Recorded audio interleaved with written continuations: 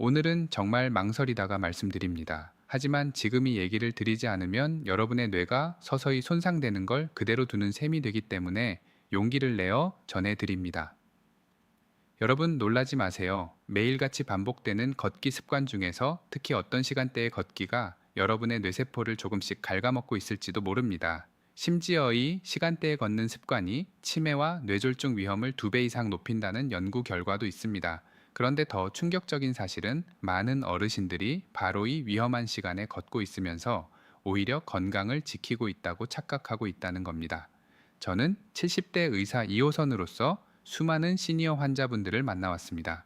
걷는 시간대 하나만 바꿨을 뿐인데 기억력과 말하기, 그리고 집중력이 눈에 띄게 회복되는 모습을 직접 보아왔습니다.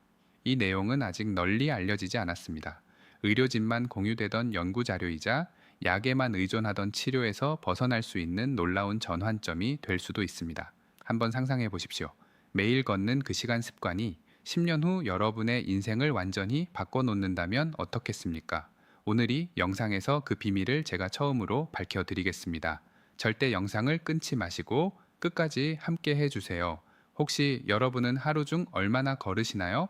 댓글로 남겨주세요. 시작 전 좋아요 눌러주시면 많은 어르신 분들께의 정보가 전해질 수 있습니다. 그럼 시작하겠습니다. 걷기 참 좋은 운동이죠. 특히 나이 들수록 무릎에도 부담이 덜 가고 심장에도 무리가 덜하니까 많은 분들이 아침마다 걷기를 선택하곤 하세요. 실제로 꾸준히 걸으면 혈액순환도 잘 되고 체중 관리에도 도움되고 머리도 맑아지는 걸 느낄 수 있거든요. 저도 환자분들께 늘 걷기를 권해 왔습니다. 실제로 하루에 조금이라도 걷는 분들이 훨씬 더 활기차게 지내시더라고요. 그런데 여기서 꼭 짚고 넘어가야 할 게 하나 있습니다. 걷는 것 자체는 분명히 좋은데 언제 걷느냐? 이게 문제입니다. 좋은 운동인데도 시간만 잘못 잡으면 독이 될 수 있다는 거, 많은 분들이 이걸 잘 모르세요. 이제부터는 가장 중요한 이야기로 들어가겠습니다. 바로 뇌를 공격하는 잘못된 걷기 시간대입니다. 많은 어르신들이 아무렇지 않게 매일 반복하는 습관인데 사실은 뇌세포를 조금씩 손상시키고 치매와 뇌졸중 위험까지 높이고 있습니다. 지금부터 말씀드리느니 부분이 오늘 영상의 핵심이니까 꼭 집중해서 들어보시기 바랍니다. 첫 번째로 새벽 걷기예요. 공기가 맑을 때 걸어야 좋다 이렇게 생각하시죠. 그래서 아직 어두운 새벽에 집을 나서시는 분들이 많습니다. 그런데 이 시간은 혈압이 가장 불안정한 때라는 거 아셨나요? 밤새 누워 있다가 갑자기 일어나면 혈압이 확 치솟거나 툭 떨어지면서 뇌혈관이 큰 부담을 받게 됩니다. 특히 고혈압이나 당뇨가 있는 분들은 더 위험하죠. 작은 혈관이 터지거나 막히면서 새벽에 뇌졸중이 발생하는 경우가 실제로 많습니다. 두 번째는 한낮 걷기입니다. 햇볕이 제일 강할 때 비타민 D 만든다 하면서 정원 나가시는 분들도 계시죠. 하지만 이때는 천이 급격히 올라가고 혈액이 피부 쪽으로 몰리면서 정작뇌로 가는 혈류는 줄어듭니다. 나는 괜찮다 하고 버티시다가 어지럼증이 오거나 탈수로 쓰러지는 경우도 많아요. 장기적으로는 뇌세포의 산소가 부족해져서 손상이 누적될 수밖에 없습니다. 세 번째는 늦은 밤 걷기입니다. 저녁 먹고 소화 좀 시키겠다면서 밤 10시, 11시 넘어서 나가시는 경우 있죠. 이때는 주변이 어둡고 조용해서 넘어지거나 부딪히는 사고 위험이 훨씬 커집니다. 한번 낙상하면 그 충격이 바로 뇌 손상으로 이어지기도 해요. 그리고 또 하나 밤 늦게 걸으면 뇌가 각성됩니다. 수면 호르몬이 제대로 분비되지 않아서 잠은 들어도 깊은 잠을 못 자게 되죠. 그러면 뇌가 회복할 시간이 사라집니다. 제가 만난 70대 환자 한 분이 계셨어요. 매일 새벽 5시에 일어나서 나는 건강을 위해 누구보다 부지런하다 하셨죠? 그런데 어느 날 갑자기 말이 어눌해지고 한쪽 팔 다리에 힘이 빠져서 오셨습니다. 검사해보니 뇌혈관이 막혀 있더군요. 원인은 바로 그 새벽 걷기 습관이었습니다. 또 한 분은 여름 한낮에도 하루도 빠짐없이 걸으셨습니다. 자주 어지럽다고 해서 검사를 해보니 뇌 속 작은 혈관에 손상 흔적이 여러 군데 있었습니다. 좋은 습관이라고 믿었던 걷기가 오히려 뇌를 갉아먹는 습관이 될 수 있다. 이게 제가 현장에서 똑똑히 본 현실입니다. 그럼 여기서 궁금해지실 겁니다. 아니, 걷는 시간이 좀 다를 뿐인데 왜 그렇게까지 뇌를 해친다는 거지? 이제부터는 그 이유를 알려드리겠습니다. 바로 뇌가 썩는다는 표현이 의미하는 것인데요. 조금 충격적인 얘기지만 꼭 아셔야 합니다. 우리가 흔히 뇌가 썩는다 이렇게 표현하지만 실제로 뇌가 썩는 건 아닙니다. 그 대신에 뇌세포가 천천히 죽어간다고 보시면 됩니다. 왜 그럴까요?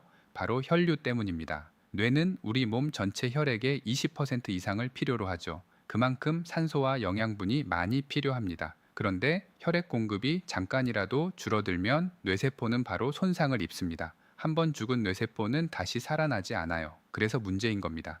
특히 위험한 건 미세혈관 손상이에요.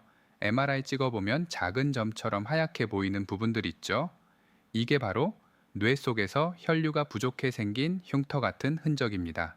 이게 조금씩 쌓이다 보면 어떻게 될까요? 기억력이 떨어지고 말이 더지고 집중이 안 되는 증상으로 나타납니다. 그냥 나이 들어서 그렇게 하고 넘기시죠. 하지만 실제로는 뇌혈관이 손상되고 있다는 신호일 수도 있습니다. 여기에 또 하나 무서운 게 있습니다. 바로 뇌속 노폐물입니다. 깊은 잠을 잘 때 뇌는 스스로 청소를 하면서 베타 아밀로이드 같은 단백질을 씻어냅니다. 이게 바로 치매와 관련된 물질인데요. 만약 걷는 시간 때문에 수면 구조가 망가지면 뇌가 제대로 회복하지 못하고 이 노폐물이 쌓이게 됩니다. 결국 뇌가 썩는다는 표현은 혈류가 부족해 뇌세포가 죽고 청소가 안 돼서 노폐물이 쌓이고 그 과정이 계속 반복된다는 뜻입니다. 여러분, 뇌는 참 정직합니다. 좋은 환경에서는 금방 회복력을 보여주지만 나쁜 환경이 반복되면 조용히 그러나 확실하게 손상이 진행됩니다. 그게 바로 우리가 말하는 뇌가 썩는다는 상태입니다. 그렇다면 지금 시니어분들이 실제로 걷고 있는 시간대 과연 안전할까요? 여러분도 혹시 이런 습관을 하고 계신지 함께 하나씩 점검해 보겠습니다. 첫 번째 상황은 아침에 약을 먹고 곧바로 걷기입니다. 많은 분들이 아침 일찍 약을 챙겨 드시고 소화도 시킬 겸 하면서 바로 밖으로 나가죠. 근데 이게 은근히 위험합니다. 왜냐하면 약효가 혈압이나 혈당을 급격히 변화시키는 순간에 걷기 운동까지 겹치기 때문입니다. 혈압이 흔들리면 뇌혈관이 버티지 못할 수 있죠. 제가 만난 환자 중에도 아침마다 혈압약 먹고 30분씩 걸었는데 어느 날 갑자기 어지럽고 쓰러졌다 이런 사례가 실제로 있었습니다. 두 번째 상황은 식사 직후 걷기입니다. 많은 어르신들이 밥 먹고 바로 걸으면 소화가 잘 된다 이렇게 생각하시는데요. 그 순간 뇌는 가장 손해를 봅니다. 왜냐하면 소화를 위해서 혈액이 위장으로 몰리기 때문에 뇌로 가야 할 혈류가 줄어듭니다. 결국 뇌세포가 산소 부족 상태에 빠지죠. 특히 당뇨가 있는 분들은 혈당이 출렁하면서 어지럼증, 손발 떨림 같은 증상이 오기도 합니다. 그때 걸으면 더 위험해질 수 있습니다. 세 번째 상황은 늦은 밤 TV 보고 바로 걷기입니다. 저녁에 드라마 끝나고 잠 오게 하려고 좀 걷자 이렇게 나가시는 분들 많으시죠? 그런데 오히려 반대입니다. 밤 늦게 걸으면 뇌가 각성돼서 수면 호르몬이 분비되지 않고 깊은 잠을 방해하게 됩니다. 한두 번은 괜찮을지 몰라도 이게 반복되면 뇌가 회복할 시간이 사라지고 치매 위험이 높아집니다. 네 번째 상황은 덥거나 추운 날씨에 무리해 걷기입니다. 나는 매일 걷는다는 성취감 때문에 날씨가 아무리 더워도 추워도 나가시는 분들이 있죠. 하지만 뇌는 온도 변화에 굉장히 약합니다. 더우면 천이 올라가서 혈액이 피부로 쏠리고 추우면 혈관이 수축해서 혈류가 줄어듭니다. 두 경우 다 뇌세포는 산소 부족을 겪게 됩니다. 특히 뇌혈관이 약해진 시니어분들한테는 이게 바로 치명적인 독이 될 수 있습니다. 다섯 번째 상황은 혼자 외징이를 걷는 경우입니다. 시니어분들이 사람 없는 조용한 곳이 좋다 하고 외진 길이나 공원 뒷길을 걷다가 넘어지거나 쓰러지는 사고가 많이 납니다. 낙상 사고로 머리를 부딪히면 그 자체로 뇌손상이고 도움받을 사람조차 없는 경우가 많습니다. 제가 본 환자 중에는 밤길에 혼자 걷다가 한참을 쓰러져 계셨던 분도 있었죠. 발견이 늦어지면서 회복이 훨씬 더 어려워졌습니다. 여러분, 여기서 중요한 포인트가 있습니다. 약 먹고 바로 걷는 습관 위험합니다. 밥 먹고 바로 걷는 습관 위험합니다. 밤 늦게 걷는 습관 위험합니다. 더운 날, 추운 날 무리하는 습관 위험합니다. 사람 없는 길 혼자 걷는 습관 위험합니다.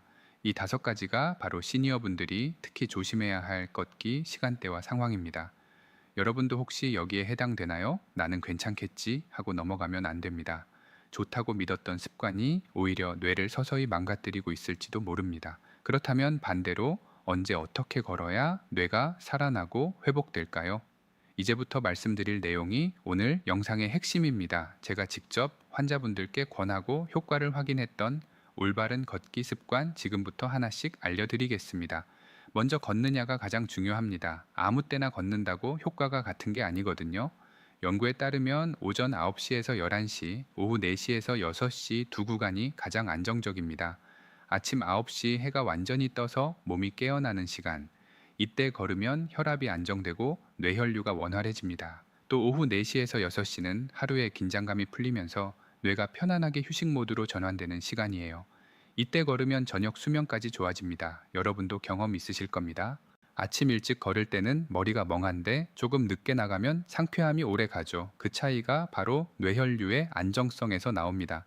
시간만큼 중요한 게 장소 선택입니다. 뇌 건강을 지키려면 낙상 위험이 적고 안전한 환경에서 걷는 게 무엇보다 필요합니다. 울퉁불퉁한 길보다는 평평한 산책로, 차가 많은 도로보다는 공원길이나 실내 트랙이 훨씬 좋습니다. 여름에는 그늘이 있는 길, 겨울에는 미끄럽지 않은 길이 필수죠. 혹시 집 근처에 마땅한 산책길이 없다면 대형마트나 체육관 안에 있는 트랙도 훌륭한 선택입니다. 그리고 걷기 전에 꼭 준비 운동을 하셔야 합니다. 목을 좌우로 돌리고 어깨를 천천히 풀어주고 무릎을 가볍게 굽혔다 펴는 동작 발목 돌리기, 이런 간단한 준비 운동이 뇌를 지키는 첫 단계입니다. 준비 운동이 짧을수록 넘어질 위험이 커지고 작은 충격에도 뇌가 손상될 수 있습니다. 걷는 방법도 그냥 아무렇게나 하면 안 됩니다.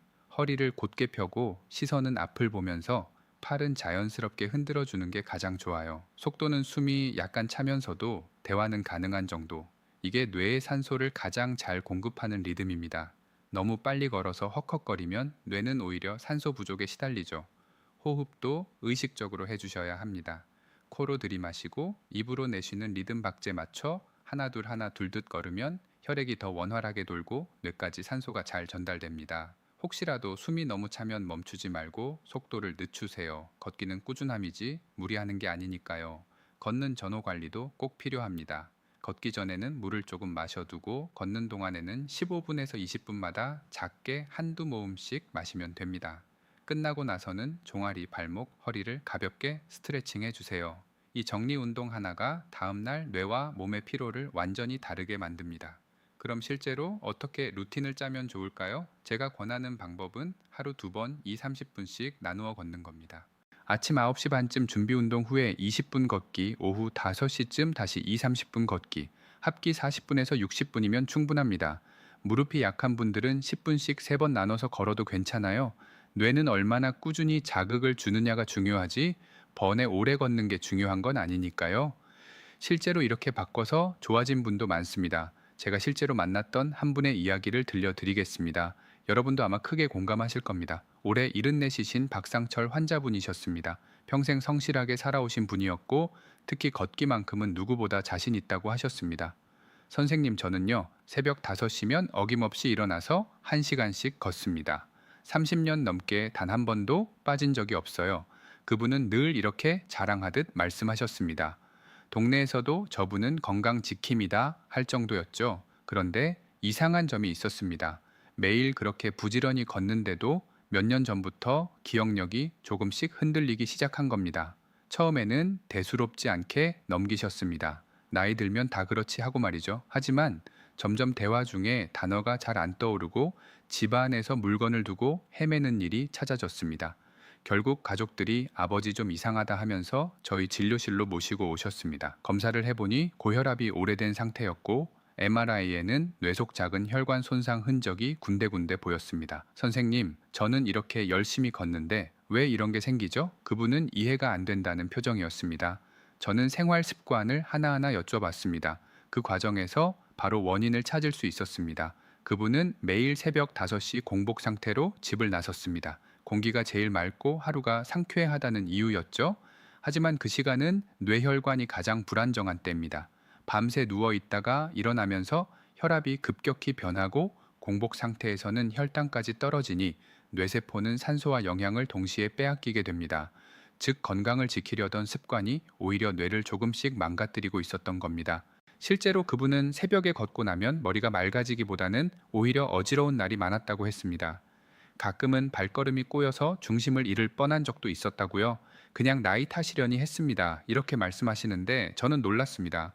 뇌가 보내는 경고 신호를 그동안 전혀 알아채지 못하셨던 거죠. 그래서 제가 제안했습니다. 이제부터는 새벽 걷기를 중단하시고 아침 9시 반과 오후 5시에 나눠서 걸어보세요. 처음에는 아주 힘들어 하셨습니다. 30년 넘게 몸에 밴 습관을 바꾸는 게 쉬운 일이 아니었으니까요. 선생님, 이 시간에 걸으면 하루가 다 흐트러지는 것 같아요. 며칠 동안 계속 불편함을 호소하셨습니다. 하지만 가족들이 옆에서 도와주셨습니다. 아침엔 식사 후 가볍게 준비 운동을 하고 집 근처 공원 산책로에서 20분 오후엔 저녁 식사 전에 2, 30분을 걷도록 바꿔드렸습니다.